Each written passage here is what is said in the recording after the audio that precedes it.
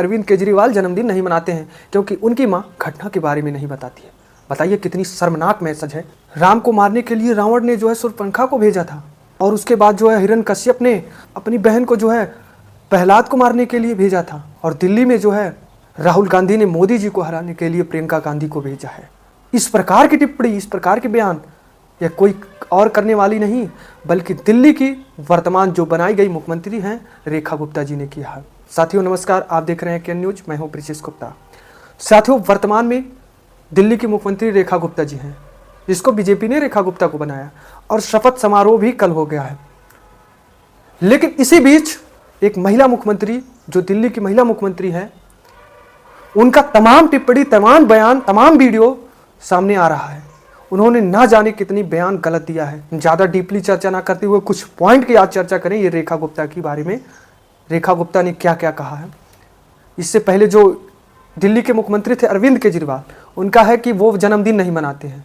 इस पर ही रेखा गुप्ता यानी कि दिल्ली के मुख्यमंत्री ने एक ट्वीट किया था। ट्वीट आप नीचे देखिए। उन्होंने ट्वीट किया था कि अरविंद केजरीवाल जन्मदिन नहीं मनाते हैं क्योंकि उनकी मां घटना के बारे में नहीं बताती है। बताइए कितनी शर्मनाक मैसेज है। ये तो इस समय जो सबसे तेज ट्रेंड में चल रहा है रणवीर इलाहाबादिया का बयान, उससे भी ये तो खतरनाक मैसेज है। इनके ऊपर भी तो केस होना चाहिए था अगर ये सत्य मैसेज है तो। वहीं इन्होंने जो है कुछ समय पहले ये भी कहा था कि राम को मारने के लिए सबसे पहले रावण ने शूर्पणखा को भेजा था, और वहीं जो है हिरण्यकश्यप ने अपनी बहन जो है होलिका को भेजा था प्रहलाद को मारने के लिए। जिस प्रकार से आज राहुल गांधी प्रियंका गांधी को भेज रहे हैं, बताइए एक महिला के प्रति इस प्रकार की सोच। वही मुख्यमंत्री हैं इस समय, क्या महिलाओं के प्रति यह अच्छा काम करेंगे? अगर इस प्रकार से सही में अगर इन्होंने कहा है तो वास्तव में बहुत बड़ी गलत बात कहा है इन्होंने। और वहीं इन्होंने देश की सबसे प्रतिष्ठित यूनिवर्सिटी जेएनयू के बारे में इन्होंने कहा है। इन्होंने कहा कि जिस यूनिवर्सिटी में गरीब बच्चे पढ़ते हैं, असहाय घर के बच्चे पढ़ते हैं, इन्होंने कहा कि जो है 10-10 रुपया दे करके जो है यहाँ पढ़ते हैं, और बिजली का बिल अगर 300 रुपया आ गया तो कौन सी बड़ी बात है।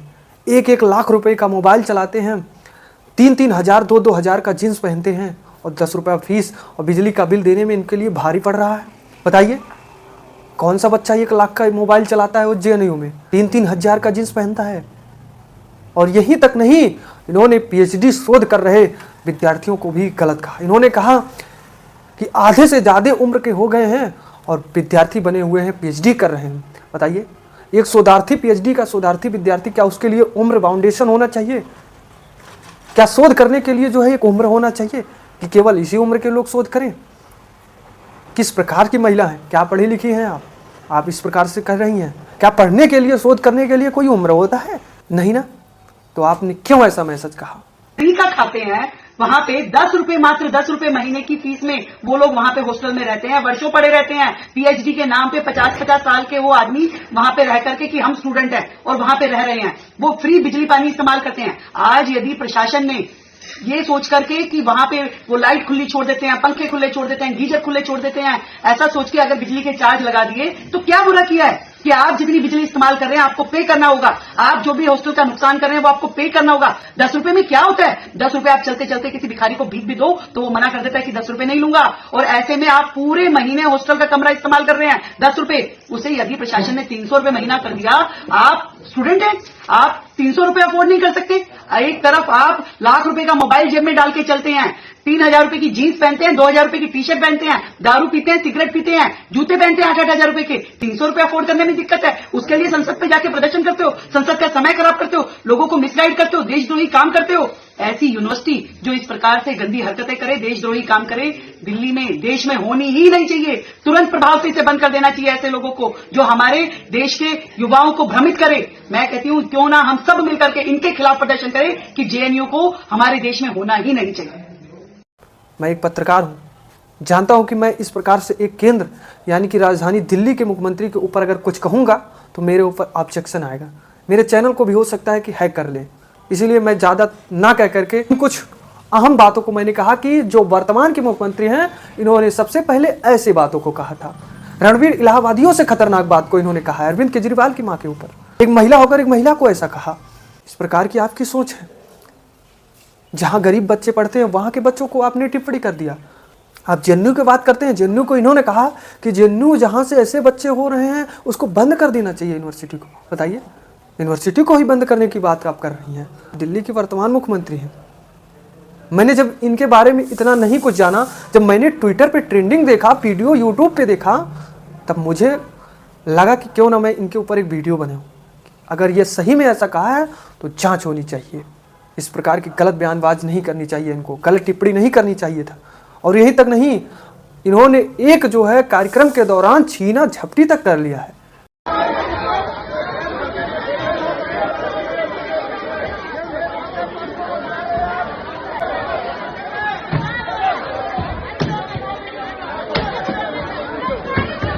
ऐसी मुख्यमंत्री हैं वर्तमान की है दिल्ली की।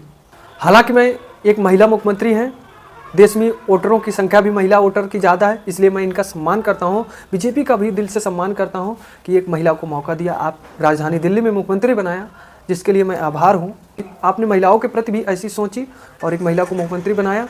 लेकिन इस मुख्यमंत्री की सोच पे, टिप्पणी पे मैं बहुत शर्मिंदा हूँ कि ऐसा इनको नहीं कहना चाहिए था, क्योंकि आपको कहीं ना कहीं एक महिला के तौर पे, महिला की फ़ायदा के तौर पे, महिला की मांग के तौर पे मुख्यमंत्री बनाया गया है। तो आप आगे मैं उम्मीद करूंगा कि आप महिलाओं के प्रति अच्छी सोच रखें और उनका अच्छा काम करें। अन्यथा राजधानी दिल्ली में आपकी ऐसी टिप्पणियां अगर आगे होंगी तो शायद आप मुख्यमंत्री पद से भी हटा दी जाएंगे। क्योंकि साथियों, मैं लास्ट में यह कह दूं कि जो जेएनयू के ऊपर टिप्पणी कर रही है और इस प्रकार की महिलाओं के प्रति सोच रही हैं, वह मुझे तो नहीं लगता है कि ये गरीब घराने से उठ करके गई हुई। अगर गरीब तबके से गई होती तो आज जेएनयू के बारे में ऐसी नहीं सोचती। मुझे नहीं लगता कि जेएनयू इतना बेकार यूनिवर्सिटी है। वहाँ गांव क्षेत्र के वह गरीब बच्चे जाकर पढ़ते हैं जिनके पास महीने का 10,000 रुपये तक कमाई नहीं होता है, 5,000 रुपये तक की कमाई नहीं होती है। 10 की छोड़िए आप, वो बच्चे उस जेएनयू में पढ़ते हैं और आप इस प्रकार कह रही हैं। मैं इस पर ज़्यादा अब नहीं कुछ कहूँगा। ये थी कुछ उनकी जो टिप्पणियाँ इस समय ट्रेंड चल रही हैं सोशल मीडिया पे, तो एनालिसिस किया है दोस्तों। इस पर आप क्या कहेंगे कमेंट में ज़रूर बताएं। और आप हमारे चैनल पे नए हैं तो चैनल को जरूर सब्सक्राइब करें। तो दीजिए ब्रिजेश गुप्ता को इजाज़त, मिलते हैं एक नई वीडियो में नई मुलाकात के साथ। धन्यवाद।